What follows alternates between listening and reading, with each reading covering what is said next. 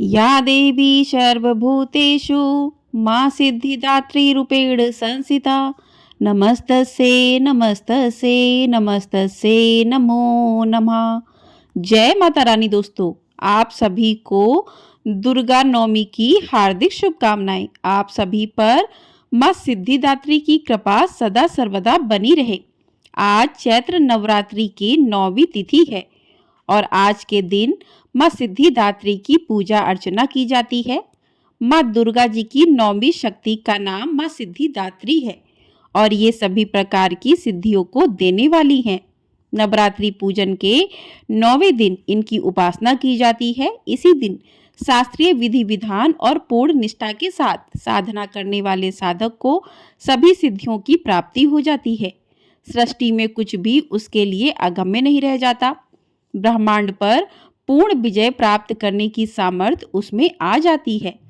मार्कंडेय पुराण के अनुसार अणिमा, महिमा, गरिमा, लघिमा, प्राप्ति, प्राकाम्य, इषुत्व और वशिष्ठ ये 8 सिद्धियां होती हैं। ब्रह्म वैवर्त पुराण के श्री कृष्ण जन्म खंड में यह संख्या 18 बताई गई है। इनके नाम इस प्रकार हैं: अणिमा, लघिमा, प्राप्ति, प्रकाम्य, महिमा, इषित्व, वशिष्ठ, सर्वकामा वसायिता, सर्वज्ञत्व, दूर श्रवण, परकाय प्रवेशन, वाक सिद्धि, कल्प वृक्षत्व, सृष्टि, संहार करण सामर्थ्य, अमृतत्व, सर्व न्यायकत्व, भावना सिद्धि। मां सिद्धिदात्री भक्तों और साधकों को ये सभी सिद्धियां प्रदान करने में समर्थ हैं। देवी भागवत पुराण के अनुसार भगवान शिव ने इनकी कृपा से ही इन सिद्धियों को प्राप्त किया था। इनकी अनुकंपा से ही भगवान शिव का आधा शरीर देवी का हुआ था। इसी कारण वे लोक में अर्धनारीश्वर नाम से प्रसिद्ध हुए। मां सिद्धिदात्री 4 भुजाओं वाली हैं। इनका वाहन सिंह है। ये कमल पुष्प पर आसीन होती हैं। इनकी दाहिनी तरफ के नीचे वाले हाथ में कमल पुष्प है और प्रत्येक मनुष्य का यह कर्तव्य है कि वह महासिद्धिदात्री की कृपा प्राप्त करने का निरंतर प्रयत्न करें, उनकी आराधना की ओर अग्रसर हों। इनकी कृपा से अनंत दुख रूप संसार में निर्लिप्त रहकर सारे सुखों का भोग करता हुआ अंत में मोक्ष को प्राप्त कर लेता है। नव दुर्गाओं में मां सिद्धिदात्री अंतिम है।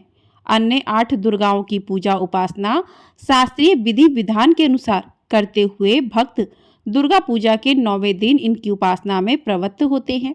इन सिद्धिदात्री मां की उपासना पूर्ण कर लेने के बाद भक्तों और साधकों की लौकिक तथा पारलौकिक सभी प्रकार की कामनाओं की पूर्ति हो जाती है।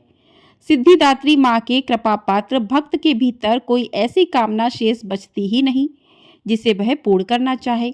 वह सभी सांसारिक इच्छाओं, आवश्यकताओं और स्पृहाओं से ऊपर उठकर मानसिक रूप से मां भगवती के दिव्य लोकों में विचरण करता हुआ उनकी कृपा रस पीयूष का निरंतर पान करता हुआ विषय भोग्य शून्य हो जाता है। मां भगवती का परम सानिध्य ही उसका सर्वत्व हो जाता है। इस परम पद को पाने के बाद उसे अन्य किसी भी वस्तु की आवश्यकता नहीं रह जाती। मां के चरणों का यह सानिध्य प्राप्त करने के लिए हमें निरंतर नियमनिष्ठ रहकर उनकी उपासना करनी चाहिए। मां भगवती का स्मरण, ध्यान, पूजन हमें इस संसार की असारता का बोध कराते हुए वास्तविक परम शांतिदायक अमृत पद की ओर ले जाने वाला है। इनकी उपासना से साधक को सभी प्रकार की सिद्धियां प्राप्त होती हैं। आज के युग में इतना कठिन तप तो कोई भी नहीं कर सकता, लेकिन अपनी शक्ति अनुसार जप तप पूजा अर्चना कर कुछ तो मां की कृपा का पात्र बनता ही है। प्रत्येक सर्वसाधारण के लिए आराधना योगी यह श्लोक सरल और स्पष्ट है। मां जगदम्बे की भक्ति पाने के लिए इसे कंठस्थ कर नवरात्रि में 9वीं के दिन इसका जाप करना चाहिए। मंत्र है: या देवी सर्वभूतेषु मां सिद्धिदात्री रूपेण संस्थिता नमस्तस्यै नमस्तस्यै नमस्तस्यै नमो नमः।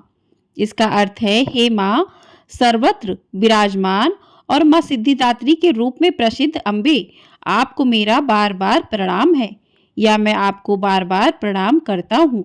हे मां, मुझे अपनी कृपा का पात्र बनाइए। इस प्रकार से मां का मंत्रों का जाप करते हुए मां का नाम ले सकते हैं। उसके बाद आपको सुननी है मां सिद्धिदात्री की कथा। तो आइए अब सुनते हैं माँ सिद्धिदात्री की कथा। प्रेम से बोलिए माँ सिद्धिदात्री की जय। प्रिय श्रोताओं, एक समय पर जब सृष्टि में अंधकार छा गया था, तब एक दिव्य शक्ति ने जन्म लिया, जो महाशक्ति के अलावा और कोई नहीं थी। देवी शक्ति ने ब्रह्मा, विष्णु और महादेव की त्रिमूर्ति को जन्म दिया और तीनों को संसार के लिए अपने कर्तव्यों को निभाने के लिए अपनी भूमिका को समझने की सलाह दी। उनके कहे अनुसार त्रिदेव एक महासागर के किनारे बैठ गए और कई वर्षों तक तपस्या की। तब माँ देवी ने सिद्धिदात्री के रूप में उन्हें दर्शन दिए और तीनों को अपनी शक्तियों के रूप में पत्नियां दी, ताकि वे लोग उनकी मदद से सृष्टि रचना का कारोबार कर सके। धीरे धीरे सृष्टि में सब कुछ निर्माण हुआ। इस तरह माँ सिद्धिदात्री की कृपा से सृष्टि की रचना, पालन और संहार का कार्य संचालित हुआ। उस समय भगवान शिव ने माता सिद्धिदात्री की कठोर तपस्या करके 8 सिद्धियों को प्राप्त किया था। साथ ही माँ सिद्धिदात्री की कृपा से भगवान शिव का आधा शरीर देवी का हो गया और वह अर्धनारीश्वर कहलाए। माँ दुर्गा का यह अत्यंत शक्तिशाली स्वरूप है। इस ब्रह्मांड की शक्ति देवी दुर्गा हैं, जिन्होंने समय समय पर विभिन्न रूप धारण करके प्रकृति और सृष्टि के संरक्षण का कार्यभार संभाला। जब किसी दैत्य के सामने देवताओं के युद्ध कौशल कम पड़ जाया करते थे, तो स्वयं माँ आदिशक्ति भवानी सिद्धिदात्री अपने पुत्रों का रक्षण करती थी। माता सिद्धिदात्री देवी दुर्गा, जो न सिर्फ नारी शक्ति का स्वरूप है, बल्कि भक्तों की आस्था का परम पात्र भी हैं। एक समय पर महिषासुर नामक एक राक्षस ने चारों ओर हाहाकार मचा दिया था। वह जहां तहां मौत का नाच नचाता था और उसके गढ़ ऋषियों के यज्ञों में विघ्न उत्पन्न करते थे। महिषासुर को वरदान प्राप्त था कि कोई भी देव, पशु या नर उसका वध नहीं कर सकता। इसलिए स्वयं त्रिदेव भी उसे मारने में असमर्थ थे। निरंकुश दैत्यराज महिषासुर ने अपने वरदान को कवच के रूप में उपयोग करते हुए देवलोक में भी अपना आधिपत्य जमा लिया था और देवों को वहां से निकाल फेंका। देवताओं के यज्ञ भाग को भी उसने अपने वश में कर लिया था। दैत्यराज से परेशान होकर सभी देवता त्रिदेव के पास गए और उनकी स्तुति करने लगे। सभी देवताओं के मुख पर चिंता का कारण त्रिदेव पहले से ही जानते थे। यह सब हाल जानकर भगवान से मुस्कुराए और बोले कि हे नारायण, अब समय है कि हम सभी अपने तेज से इस जग की रक्षिका देवी दुर्गा का आवाहन करें। यह सुनकर स्वयं ब्रह्मदेव और नारायण ने भी हामी भरी। इसके बाद स्वयं भगवान शिव, भगवान विष्णु और ब्रह्मदेव के शरीर से तेज उत्पन्न हुआ और वह एक जगह आकर मिल गया। इसके बाद वहां जितने भी देवता उपस्थित थे, सभी के शरीर से महातेज उत्पन्न हुआ और सभी त्रिदेव के उस परम तेज में आ मिले। उस दिव्य तेज ने एक सुंदर स्त्री का रूप ले लिया। महादेव के तेज से माता का मुख, नारायण के तेज से 8 भुजाएं, ब्रह्मदेव के तेज से चरण पादुकाएं बनी। नारायण ने अपने चक्र से एक दिव्य चक्र, महादेव ने एक दिव्य कमंडल, देवराज इंद्र ने एक दिव्य और शक्तिशाली वज्र, सागर ने सुंदर रत्नों से सजे आभूषण, कभी मैली न होने वाली वस्त्र और मुकुट दिए। वरुण ने शंख, हिमालय ने माता को सवारी के रूप में सिंह और इसी प्रकार देव शिल्पी विश्वकर्मा ने माता को दिव्य अस्त्र और शस्त्र निर्माण करके दिए। माता का यह स्वरूप अत्यंत तेजस्वी और भयंकर था। देवी के इस विशाल और भयंकर स्वरूप को देखकर सभी देवताओं ने करवंद होकर उनकी स्तुति की तथा देवी पर पुष्पों की वर्षा की। माता ने प्रसन्न होकर कहा कि हे देवों, कहो मेरा प्रादुर्भाव किस प्रयोजन से किया है। मैं अत्यंत प्रसन्न हूँ। मुझे बताओ, मैं तुम्हारी समस्या का हल किए देती हूँ। जिसके बाद देवताओं ने सारा हाल कह सुनाया। इसके बाद राक्षस क्षेत्र में माता ने विकराल रूप धारण कर पहले दैत्यराज की सेना का विध्वंस किया और बाद में महिषासुर को भी मार दिया।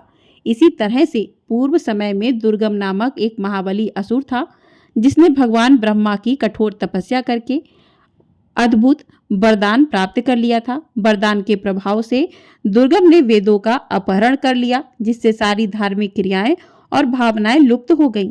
दुर्गम ने अहंकार के वश में होकर संसार को अपमानित और पीड़ित कर रखा था। घोर अकाल पड़ गया। जीव अन्न और जल के लिए छटपटा रहे थे। तीनों लोकों में त्राही त्राही मची। देवता भी यह सब देखकर डरे हुए थे। सभी देवता माँ भवानी के शरण में गए और प्रार्थना करने लगे कि हे माँ भवानी, हे माँ सिद्धिदात्री, आप असुरों का संहार करने वाली हैं। आपने शुंभ निशुंभ चंड मधु कटप महिषासुर आदि दैत्यों का वध कर हमारी रक्षा की है। हे माता, आपने हमें आशीर्वाद दिया था कि जब भी हम पर संकट आएगा आप हमारा उद्धार करेंगी। उसी प्रकार से हे भगवती, दुर्गम का वध कर हमारी रक्षा कीजिए। देवताओं की विनती से प्रसन्न होकर माँ भगवती ने जल की अनन्य धाराएं प्रवाहित कर चारों ओर जल ही जल प्रवाहित कर दिया। गायों के लिए घास और अन्य जीवों को जल से तृप्त किया।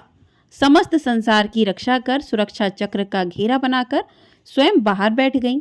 दुर्गम ने यह सब देखकर चिंतित होकर देवी माँ पर असुरों की सेना ने आक्रमण कर दिया।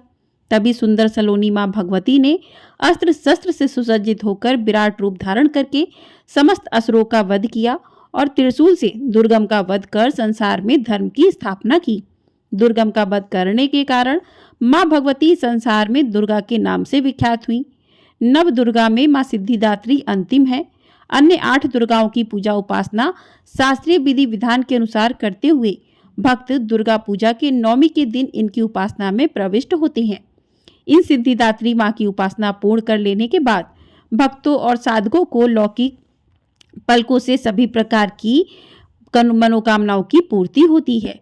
प्रेम से बोलिए माँ दुर्गा की जय। प्रेम से बोलिए माँ सिद्धिदात्री की जय। तो इस प्रकार से माता सिद्धिदात्री की कथा पूर्ण हुई। अब सुनते हैं माँ की आरती। जय सिद्धिदात्री, तू सिद्धि की दाता, तू भक्तों की रक्षक, तू दासों की माता। तेरा नाम लेते हैं मिलती है सिद्धि, तेरे नाम से मन की होती है शुद्धि। कठिन काम सिद्ध कराती हो तुम, हाथ सेवक के सर धरती हो तुम। तेरी पूजा में ना कोई विधि है, तू जगदम्बे दाती, तू सर्व सिद्धि है। रविवार को तेरा सुमिरन करे जो, तेरी मूर्ति को ही मन में धरे जो। तू सब काज उसके करती हो पूरे, कभी काम उसके रहे ना अधूरे। तुम्हारी दया और तुम्हारी यह माया, रखे जिसके सर पर पैर मैया अपनी छाया। सर्व सिद्धि दाती हो भाग्यशाली, जो है तेरे दर का ही अम्बे सवाली। हिमाचल पर है पर्वत, जहाँ पर है तेरा बसेरा, महानंदा मंदिर में है मैया वास तेरा। मुझे आसरा है तुम्हारा ही माता, वंदना है सवाली, तू जिसकी है दाता। जय सिद्धिदात्री, तू सिद्धि की माता, तू भक्तों की रक्षक, तू दासों की माता। प्रेम से बोलिए माँ सिद्धिदात्री की जय। तो इस प्रकार से माँ की कथा और आरती पूर्ण हुई। आपको वीडियो पसंद आई हो, वीडियो को लाइक कर लीजिएगा। चैनल पर नए हैं तो चैनल को सब्सक्राइब कर लीजिएगा। आपको हमारे चैनल पर एकादशी की जानकारी दी जाएगी, कब है, और एकादशी की कथा भी सुनाई जाएगी। तो आप लोग चैनल को सब्सक्राइब करके ढेर सारा प्यार अपना ज़रूर दीजिएगा। जय माता दी, और कमेंट बॉक्स में माँ सिद्धिदात्री की जय भी अवश्य लिखिएगा।